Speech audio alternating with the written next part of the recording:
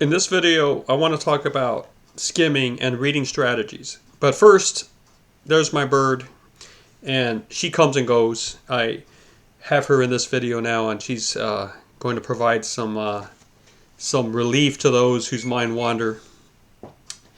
Anyway, reading strategies, they're very important that you develop some. So let's go over some terms that we're using in the Associate of Arts program. When we talk about standard reading, that's the type of reading you do when you can relax and just read at your own pace.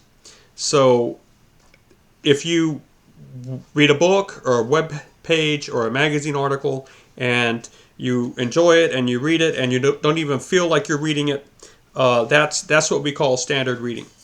Every person's going to have a different standard, but we start with that. Then we'll talk about slow reading. Pretty soon, you'll have in term C or D, you'll have a book that you need to pick that you'll put somewhere in your house, some place where you visit every day, whether it's the breakfast table or a certain nook that you like to relax in or by your bed. And your job will be to read one page a night or a morning or a day. And, if you look at this book, it might take you a year to get through it, but that's completely okay.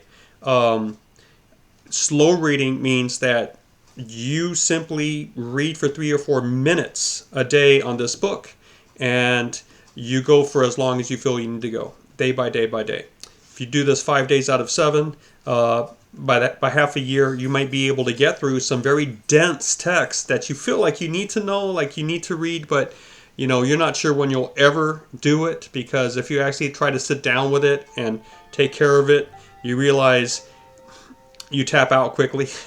So that's slow reading. That's a standard reading, slow reading, and then sound reading. I've given S names to all of these strategies, but they do more or less fit, so I'm not going to worry too much about trying to twist the idea just so I can have another S. But sound reading is what it sounds like. It's audiobooks.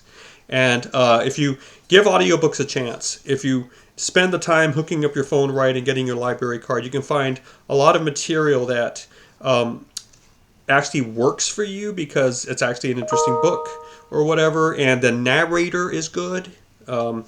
Listening to a narrator that doesn't work for me is a hard thing to do, but sometimes I get a great story with a great reader, and it is a great experience. And, I'm able to double my reading for the year by using audiobooks, if not triple.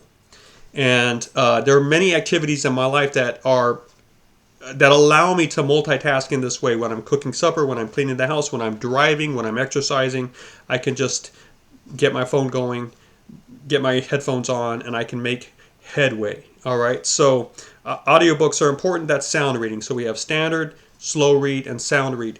Now, what I want us to work on in this, for this term and the next and onward is skimming. All right, strategies for moving through material faster. And as soon as you get these strategies going, you're in a balance here. You're going to lose some comprehension, but you're going to gain some time. All right, so I don't want you to worry too much about that. Listen, there are going to be millions of books in my life that I'm never going to be able to read. Hundreds of millions. Why would I ever worry about not reading a book? There are just too many books I'm never going to read. So I do not feel bad about starting a book, getting 10 pages in, and then closing it and saying, I'm never going to read this book, and returning it to the library or being done with it. Or getting a book and realizing, well, I read the first 20 pages, but now I'm just going to skim the rest until I find an area that I feel I need to slow down and do some standard reading on.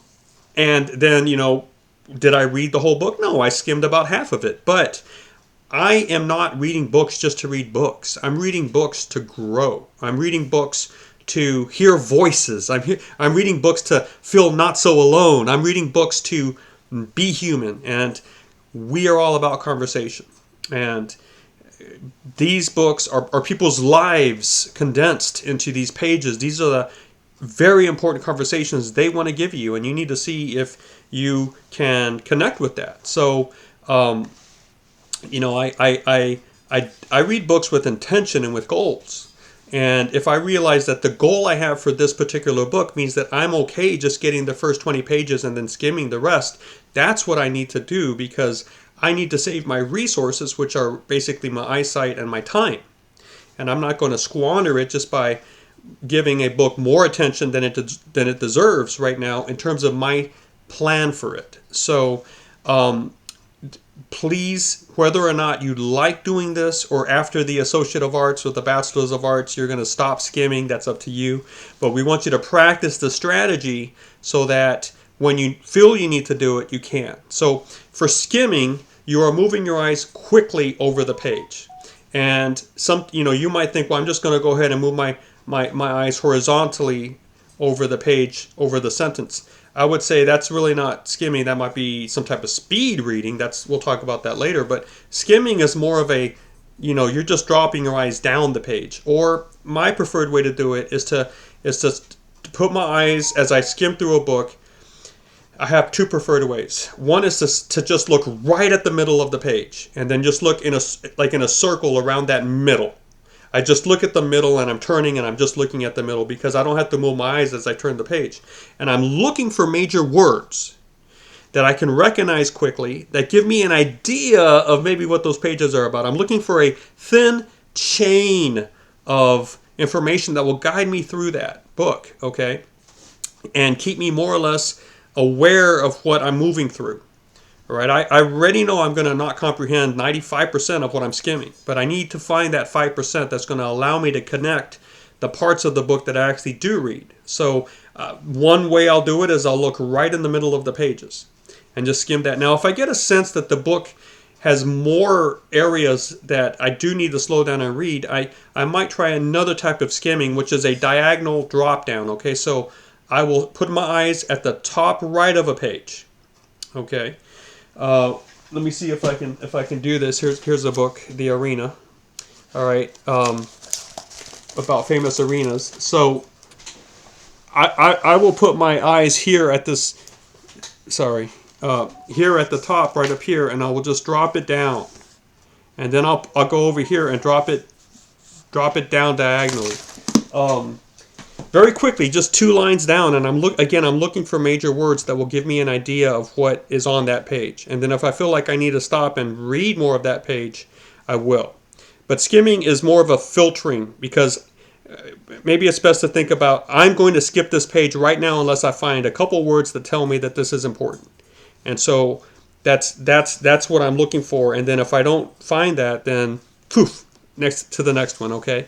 So I want you to practice skimming in this term with the book Breathe by Nestor, which Nestor wrote the book Deep that we're using just to actually read. But with Breathe, I want you to go ahead and read the first couple of pages here of Breathe. You'll get more instruction in the actual assignment, but you read those in a standard way, and then you just go ahead and skim, we'll say, a third of the book, just to see what that's about, and you practice with that. I'll also ask you to practice with Deep soon. So we're going to be practicing this term. The more practice you do, the better. And if you feel like you are not having a good experience with this and it's just not working, do not worry about it. Okay, don't worry about it. We'll get better next term and the term after that. This is something that you really can get better at, and we're going to try to make that happen. So do not worry at all if it feels uncomfortable or if it's not really, clicking right now. Just go ahead and practice and try, and then we'll try again later.